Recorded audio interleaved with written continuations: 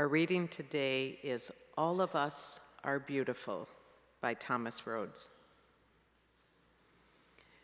We come in a variety of colors, shapes, and sizes. Some of us grow in bunches.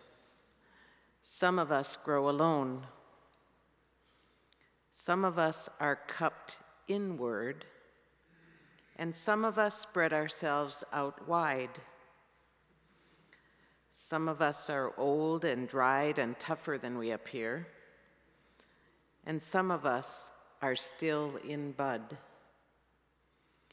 And some of us grow low to the ground, and some of us stretch high to the sun.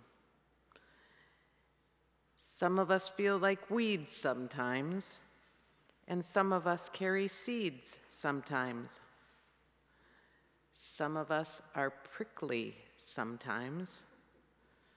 Some of us smell. And all of us are beautiful.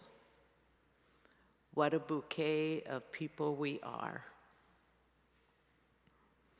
So if you have not yet done so, you can bring a flower to offer this year, and I invite you to bring it forward.